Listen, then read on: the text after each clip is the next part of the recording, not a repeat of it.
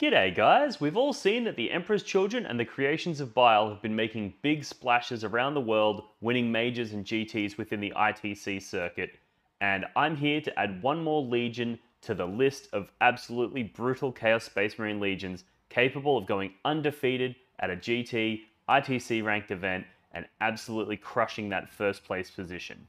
So what I want to talk to you about today is my recent results from the Menza Masquerade GT here in Melbourne, where I took the Black Legion, went undefeated, and took down that first place overall. So what I'm going to do is I'm going to break this down into a 6-part video.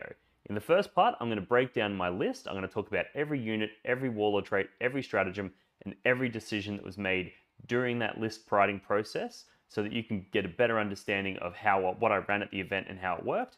And then I'm going to do a separate video for each one of the rounds. So I'm going to talk about my opponent's list in detail. I'm going to talk about the decisions that were made, the secondaries that were selected, everything. So it's going to be a long mini series of sorts where there's going to be 6 different individual videos so that you can sort of digest it at your own pace. This is just going to be one of them. So if you happen to have not seen the other ones and you might have accidentally stumbled onto a part 2 or a part 3 of this series, make sure you go back to the start so that you can get a bit of an understanding of the list that I ran. And then the other videos will make a little bit more sense when you're looking at the games that we played and how it all sort of worked out on the tabletop. So with that being said, let's just jump straight into this video. Look for the Blood God.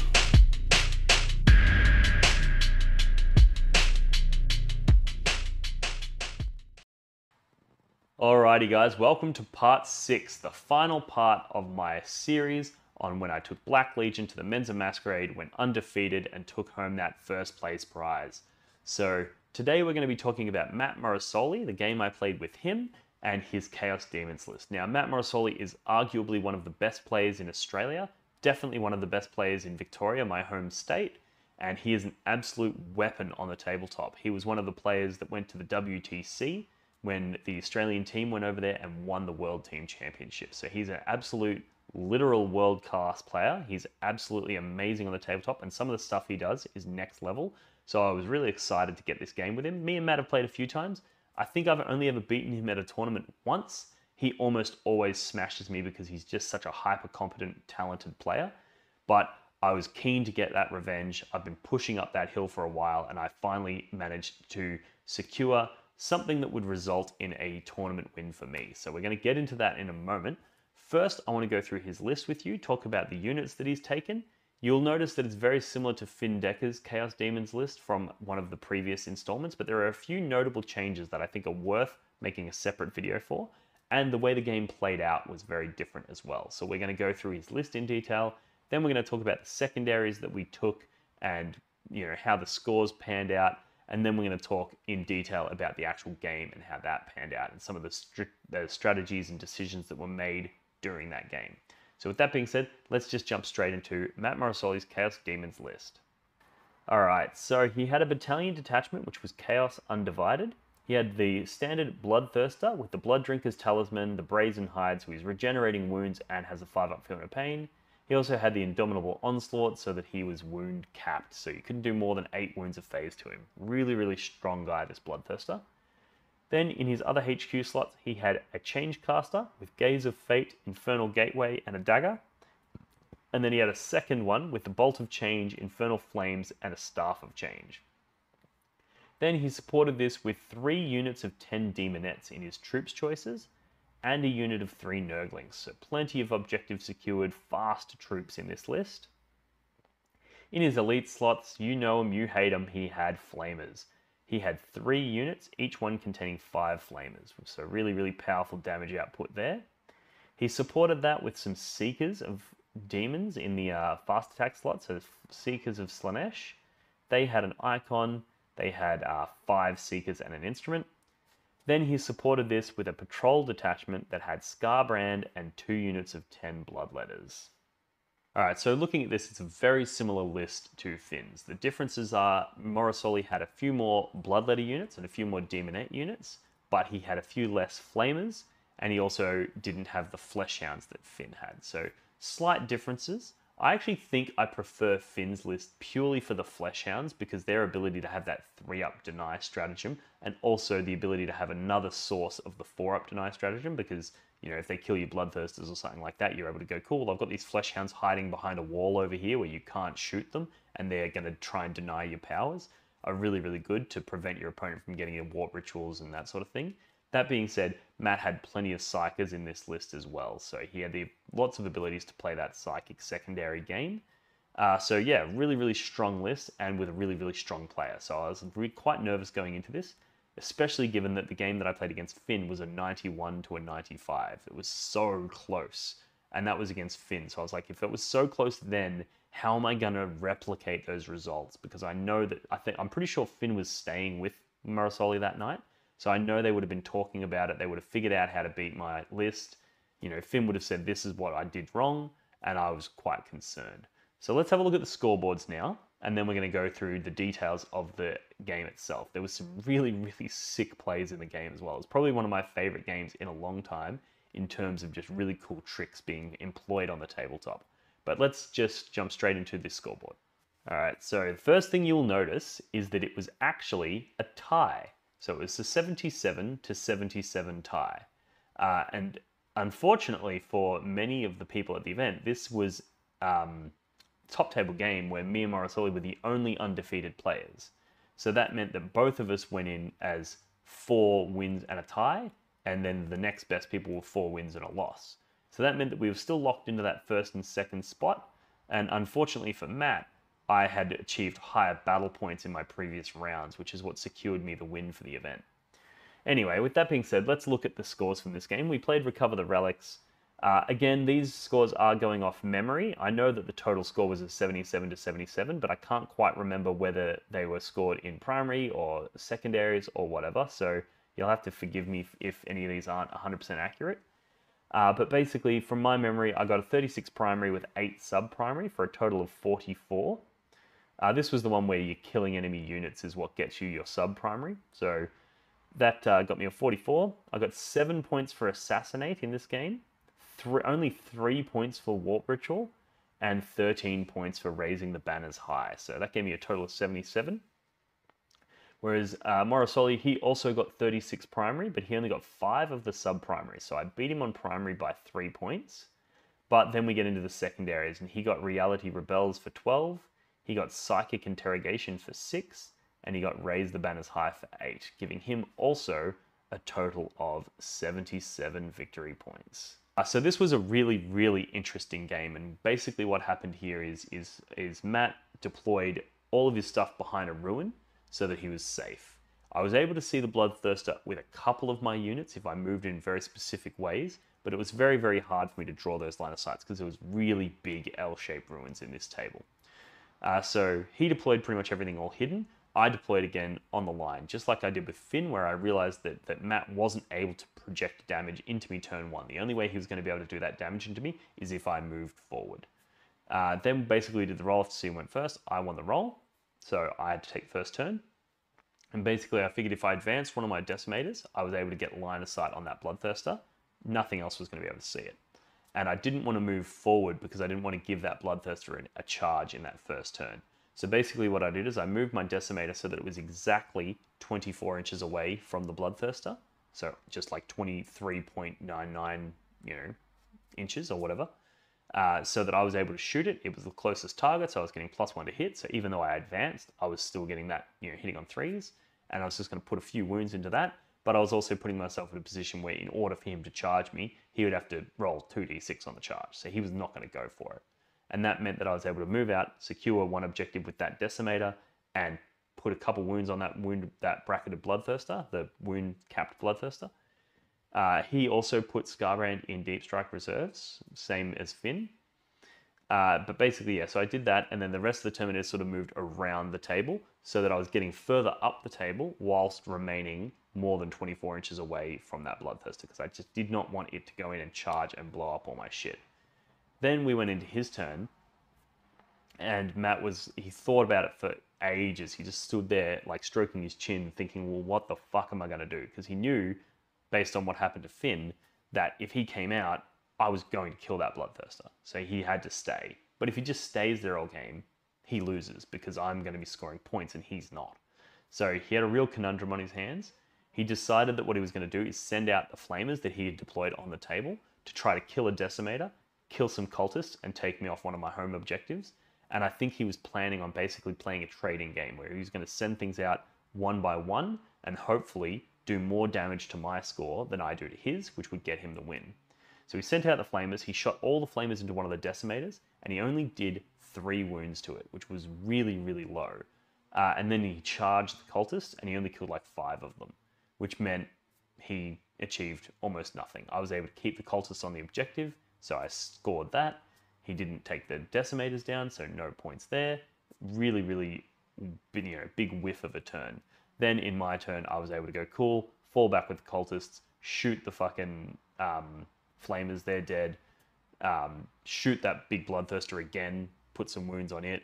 It's now in trouble, and maintain that status quo. Just moved up a little bit closer, stayed outside of his bloodthirster's charge range, but also stayed as far away from his deployment as I realistically needed to, because I didn't want Scarbrand to appear, close to me, because he can appear within 3 inches of you, provided he's wholly within his own deployment zone. So I wanted to stay away from the deployment zone so that Scarbrand wasn't going to come into me, and hope that if he tries to drop Scarbrand and goes for that 8-inch charge or the 9-inch charge, he's going to fail the same way Finn did. So I made sure that I stayed outside of those threat ranges and kept peppering him with bullets. I wasn't killing a massive amount, and it also sucked because I wasn't able to get into the center of the table for my warp ritual, which was really unfortunate. It's why I scored so low on that secondary, because if I went into the center for the warp ritual, he would have charged me and done massive damage.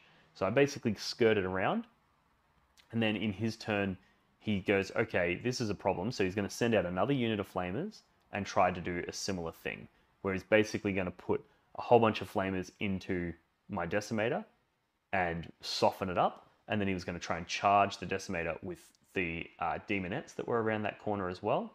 And that was going to allow him to, get onto the objective with objective secured models and take it away from my decimator. So that was his plan. Unfortunately for him, when he shot at the decimator, he rolled really, really high on his number of shots. And then with the buffs, he rolled lots and lots of wounds. And he's like, oh no, I'm going to kill it. And if I kill it, that means I can't charge it because it's not there anymore, which means my demonettes don't get onto that objective, which means they're all sitting there in the open. And then you're going to blast away all my demonettes. And I'm like, yep. And then I'm like, you know what else sucks? Instead of taking my 3-up armor saves or my 4-up saves from the AP, I'm actually just going to take my 5-up demon saves, because in the core rules, it specifically states that if you have multiple saves, like an invulnerable save and an armor save, you can choose which one you take. So I intentionally chose my worst save so that he would actually kill the decimator in the shooting phase so that he wouldn't be able to charge me. And he was like, oh no, this is a disaster. I rolled all my saves and I survived with 1 wound remaining. So he was overjoyed because he's like, yes, now I'm going to be able to charge you with the demonettes, blow you up in the assault phase, in the charge phase, and get on that objective, in the fight phase, sorry, get on that objective. So he was overjoyed. So he's like, yep, cool. Goes and does all the other stuff with the rest of his army. And he's like, yeah, I'm going to charge those demonettes. And I'm like, I'm going to overwatch with my decimator, because guess what? Every time a decimator rolls a 1 to hit, it suffers a mortal wound. So I rolled up his number of shots, rolled huge on the number of shots, rolled my first arm to roll the hit, didn't roll any 1s, and I'm like, oh no. So did like 4 mortal wounds or whatever to that demonette unit. And then I rolled his second arm, and one of them was a 1, which meant that I did more mortal wounds to those demonettes, and then I got to remove the decimator because he rolled a 1, which meant he's no longer on the table, which means that that charge move fails because there's no longer an eligible target to charge, which meant those demonettes not only got decimated, but they also failed to get on the objective, which was his plan. That was a huge swing in the game. And then there was just a bunch of other really tricky, really cool moments in the game throughout, where one of them was he ended up in that same turn, he decided to send his Bloodthirster in and go for a big charge. I gave him, I think, an 8-inch charge on one of the Decimators, trying to essentially go, cool, you can come out now and kill that Decimator. You can't hit the Terminators, but you can hit the Decimator. And if you do that, then the Terminators are going to kill you, right? And he took the bait. He basically sent out the Bloodthirster. He made the charge, killed the Decimator. But then in my next turn, I was able to go, cool, just the Terminators alone, with all of their shooting, with the psychic powers from the characters, with Abaddon charging in, that was enough to kill him, right? But it was actually really, really clutch, where basically I put some psychic powers on him, got him down a couple of wounds, but I hadn't quite got him to a point where he was below the assault phase cap. And then I started shooting into him, and I got him down to like 9 wounds remaining. With all of my Terminator shooting, my Decimator shooting, he had 9 wounds remaining, and I'm like, fuck. That means if I have to try and kill him in the charge phase, like, I'm not going to be able to kill him. I'm going to get him down to 1 wound left because I can only take 8 wounds in that fight phase, and he has 9 wounds left. And then I remembered I hadn't fired my Sorcerer's Stormbolter because he's a Terminator Sorcerer. So I was like, okay, I've got 4 shots. I'm going to be hitting you on 2s and wounding you on 6s, and then you get a 4-up demon save. So it's very unlikely, but shot it, hit, I think 4 times, and got a couple of exploding 6s in there. So got lots of hits, rolled 1 6 to wound, and then he rolls his demon save, rolls a 3. So that's going to cop him that wound. And then he realizes, well, now Dean can kill me. So he spends a command point, re-rolls it, and rolls a 2. So that still takes the wound. And then Abaddon went in from behind and just shivved him with Drachnian and sliced that Bloodthirster in half. So now he traded a Bloodthirster, which is like a 350 point, hard to kill, really hard hitting demon, for a Decimator, which is a bad trade. And it also meant that now I was able to push up and control the center, knowing that as long as I stay 9 inches away from his deployment zone, when Scarbrand comes in, the best he's going to get is a 9-inch charge. So I basically made sure that I stayed 9 inches away, held the center, kept my banners up in my backfield, and played that game. Now I started going for my Warp Ritual, and things were looking really good for me. However, he was able to successfully deny my Warp Ritual 3 times, which meant that I actually only scored it 1 time during the whole game, which was freaking annoying. He was doing just natural denies. Every time he went for a Khorne 4-up deny, he just passed. It was really annoying. And I think that's a lot of that is what's responsible, because every time he tried to do a psychic interrogation and I tried to use the 4-up deny, I failed. But every time he tried it, he passed, which was really, really frustrating. That being said, it was still a sick game, and basically he went for a 9-inch charge of Scarbrand because he recognized that if he just stays there, like, it's game over, so he has to try. He failed the charge, and then I think he rolled an 8, and he needed to roll a 9. And then in my turn, I basically went full send. I put Advance in Charge on Abaddon, sent him into Scarbrand. I sent the Terminators forward into the Flamers that were left, killed all of that sort of stuff. So all he really had left was some Bloodletters in a backfield corner and a few characters hiding and running away. He did some really interesting stuff as well. Like, one of the things he did was a bit of a psychological trick. This is a really interesting one, where basically what he did is he measured my Terminators to his Bloodletters, and then he moved his Bloodletters in such a way so that he's like, oh, now if you try to go for those Bloodletters, you're going to have to move here, and you're going to have to roll a 7. He's like, that's probably the best I can give you. It's like a 7-inch charge. And he was doing that because his Bloodletters were near an objective, and it was turn 5, and he had the bottom of the turn. So I had to try and stop those Bloodletters from just walking onto that objective. So he was trying to stop me he was trying to get me to try and charge the Bloodletters, which seems like the right choice. But then I realized the Terminators was still a full unit. I hadn't lost any Terminators yet, and they still had objectives secured. So I was like, I don't need to kill those Bloodletters. All I need to do is get my Terminators on the objective that you want. And now you actually can't take the objective from me, so I don't need to go in to kill you. So he was trying to sort of bait me into trying to go for a 7-inch charge, knowing that if I failed that charge, he would likely win the game. But I didn't take the bait. I was like, well, hang on, no, I don't even need to charge those Bloodletters to achieve this goal. So I just moved on to the objective, warp timed on. I didn't even need the warp time. I was already there, but I thought just for good measure, warp timed on, sandbagged the objective to the point where those Bloodletters wouldn't even be able to touch it. And I'm like, cool, you can't do anything. But then he pulled out a really sneaky play as well, where he's gone, okay, cool, you've seen through my bait, you haven't taken it, you've dodged the trap, but in my charge phase, or at the end of my fight phase or whatever, he used the stratagem for Bloodletters, where they get to move closer to the closest enemy model. And interestingly with this, it's not in a straight line, you just have to end your move closer. So he had a unit of Bloodletters like here, my Terminators were here, and he basically moved closer to them around in a circle. So he ended closer, but moved laterally. And then that put him closer to a different objective marker, which in his turn, he was able to then advance and hop on and score those victory points.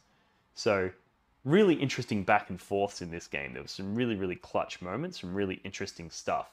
And then it ended up being a draw. So it was really, really close. Like one of the most strategically and tactically interesting games. I really wish we'd streamed it. And it was also a top game at a GT, ending in a draw between the two undefeated players. It was almost poetic. It was amazing. So yeah, that sums up my game with Matt Morrisoli. I hope you enjoyed it. Yeah, if you're a Daemons player, let me know what you think of Matt's list. Let me know what you think of, the tactics and the strategies that were employed in this game. And yeah, thanks for tuning in. I hope you enjoyed this. Make sure you comment below. Let me know what you think. And let's get a conversation going about the Black Legion and what you think of my list as well. Also, if you want to show your support for the channel, you can do so by heading over to Patreon. I think you can sign up for as low as $4 a month at the moment. That gets you access to my Discord, where I do one-on-one coaching and tactics advice, strategies, list writing, all that sort of stuff. We also have Patreon exclusive dice available there, which you can only get if you're a supporter on Patreon. Or if you're not a supporter on Patreon, you can show your support for the channel with a t-shirt like the one I'm wearing now, available on my Teespring site, or my neoprene objective markers available on d6wargaming.com. So there's lots of ways that you can show your support for the channel. Thank you to those who already support me on Patreon. Thank you to all of those who like, subscribe, share, and comment. That also does a massive job at helping the YouTube algorithm get this content out to more people, because I want to share this with as many people as possible, share the results, and get conversations going in the comments. So thanks for tuning in, guys. I really hope you enjoyed this format. Let me know what you think of the format where I've broken the event down and done a deep dive on each individual game. This is something I'm looking at doing a little bit more. I'm even considering bringing the camera to tournaments and basically not recording the game because I don't want to be intrusive on my opponent, but just taking a bunch of snapshots during the game of important and interesting moments, those sorts of things, so that we can have a bit of a slideshow playing whilst I'm talking about things, or I can reference them, that sort of stuff. So let me know if this is something that you're interested in. And if you are, I'll definitely look into keeping it up. And yeah, thanks for tuning in. I'll see you in the next one. And yeah, cheers. Look for the Blood God.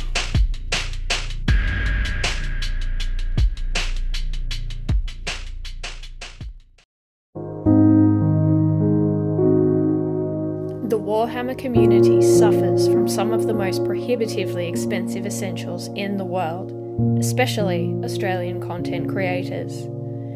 Every single day, Dean wants to create content, but he can't. Suffering from old, worn-out brushes, expensive model kits, and costly software and equipment he can't endure much longer. Just look at this dirty paint water. Would you drink this? Would you let your child?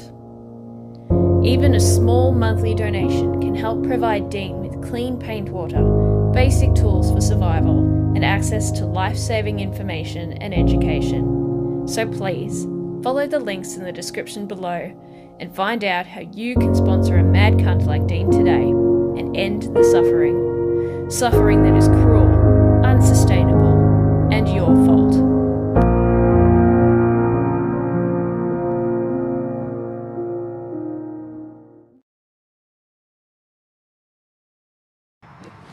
Do your objective markers ever get lost behind terrain or other models and become difficult to see?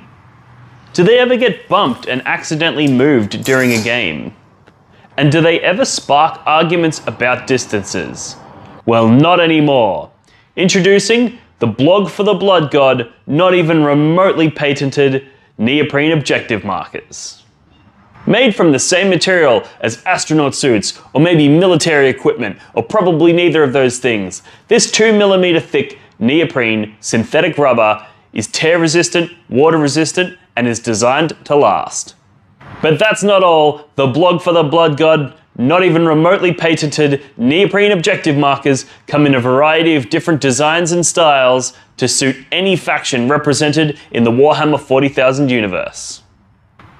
These objective markers are a perfect gift for yourself or a friend, and are a perfect way to flex and show your opponent that not only are you a smarter, cooler, and better 40k player than them, but you also have more disposable income than they do.